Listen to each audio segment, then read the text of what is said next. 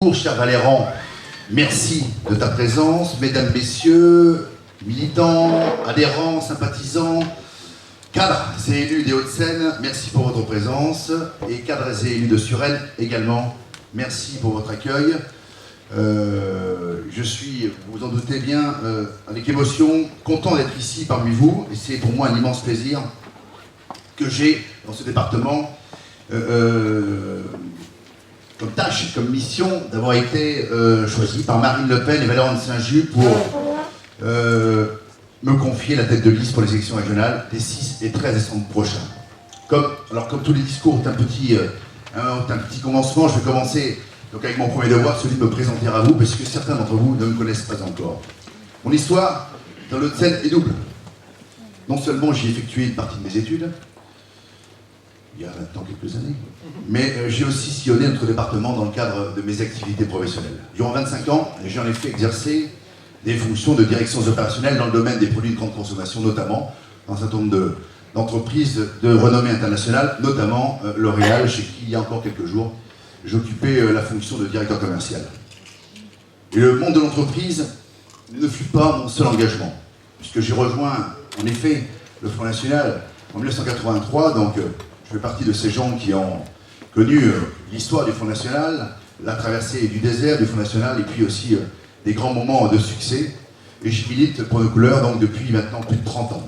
À ce titre, j'ai été 14 fois candidat à des élections. J'ai été notamment élu conseiller régional à 2 reprises, de 1998 à 2010.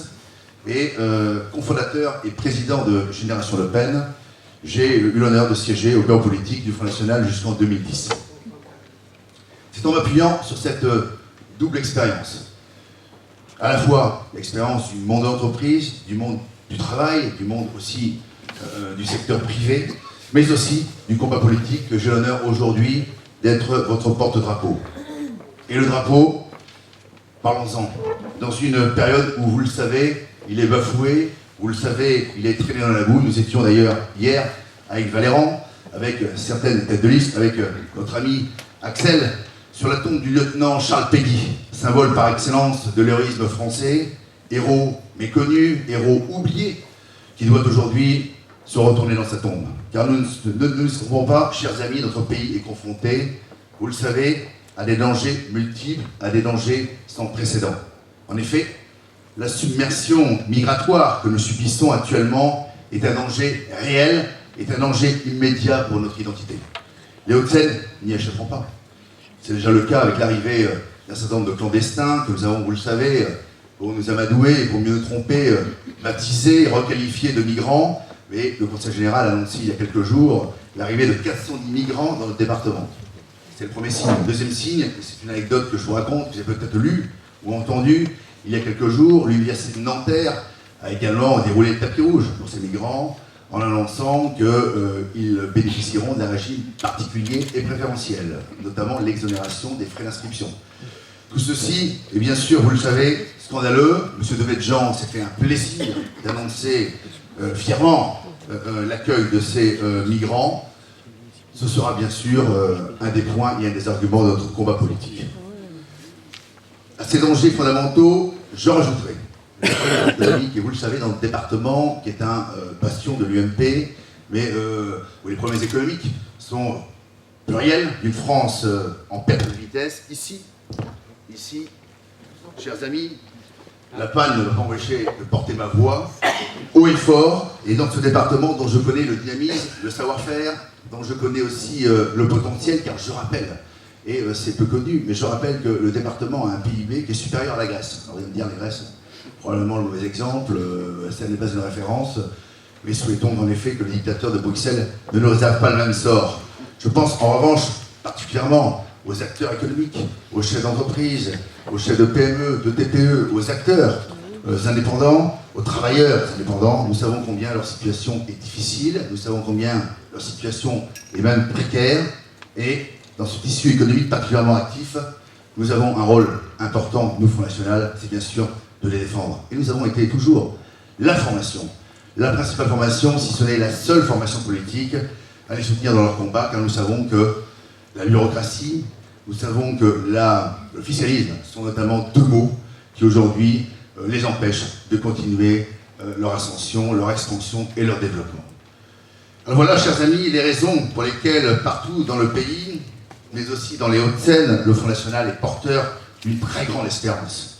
Vous l'avez lu, vous l'avez entendu, les excellents sondages, même s'il faut toujours avec précaution les analyser, nous amènent en bonne partie, grâce à votre abnégation aussi, grâce à votre travail, le travail des militants, le travail des élus, bien évidemment, grâce à vous tous, bien nous amène à des niveaux encore jamais atteints précédemment, puisque vous savez, le département des Hauts-de-Seine n'a jamais été une terre fertile, puisque nous sommes enfermés dans un bastion de l'UMPS, mais ce département, aujourd'hui, est en train de démontrer, et les derniers scrutins électoraux nous démontrent que ce département et que cette forteresse de l'UMP est en train de se fissurer, et qu'aujourd'hui, il y a une bascule de l'électorat vers le Front National. Elle est encore timide, mais elle est suffisante aujourd'hui pour nous rendre confiants dans les prochains scrutins, notamment des 6 et 13 décembre prochains. Je salue donc à cette occasion le travail notamment de nos 8 élus municipaux, qui contribuent à notre enracinement, qui contribuent à développer notre crédibilité. Vous savez qu'on nous reproche souvent un manque de crédibilité, on nous reproche souvent de ne pas savoir gérer les collectivités, la responsabilité que nous avons. Aujourd'hui, nous démontrons le contraire. Nos élus municipaux en sont l'illustration, nos maires en France, partout, en sont l'illustration aussi depuis qu'ils sont élus depuis 18 mois.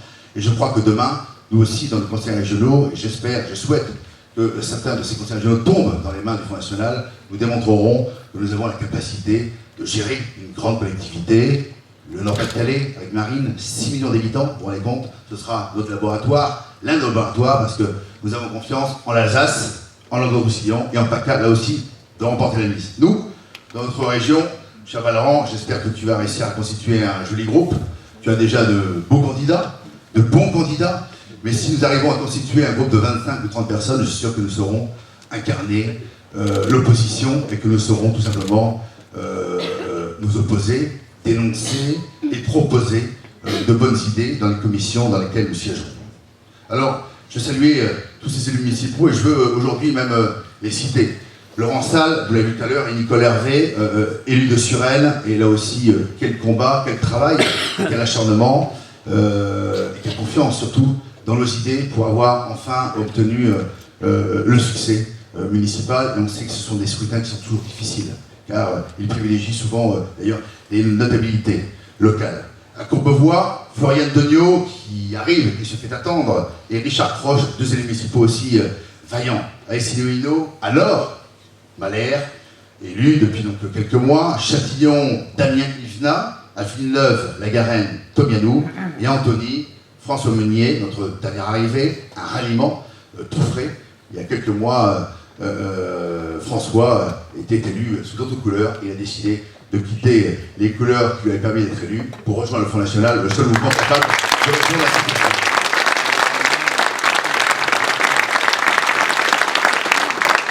Les Franciliens, chers amis, donc, comptent... je reconnais une amie qui arrive. Les Franciliens comptent donc sur nous pour les défendre et traiter des sujets qui les préoccupent. Et notamment dans le cas des compétences du Conseil régional. La sécurité dans les lycées et dans les transports, ce sera notre priorité. L'efficacité de la formation professionnelle, la défense du patrimoine régional, le soutien au développement économique et enfin, une gestion équilibrée en bon père de famille, comme nous l'avons toujours exprimé, de notre budget avec la notion de l'euro investi. Alors tous ensemble, nous dirons stop au système UPS, nous dirons stop aux bastions, aux magouilles des Devedjian dans notre département, des Santini, des Balkany, stop à la corruption, stop au système qui a monté Sarkozy, stop au copinage d'espionnage et stop à ceux qui n'aiment pas la France. Voilà, chers amis, en quelques mots. C'est avec cet esprit d'initiative et de défense de l'identité française que je m'engage à vos côtés et aux côtés de Valorant de Saint-Just dans cette bataille primordiale. Je sais d'ores et déjà que grâce à Marine, grâce à Valorant et grâce à vous, les 6 et 13 décembre prochains seront un succès et que la victoire reviendra, j'en suis certain, à ceux qui défendent corps et âme la France avec honnêteté et courage. Merci.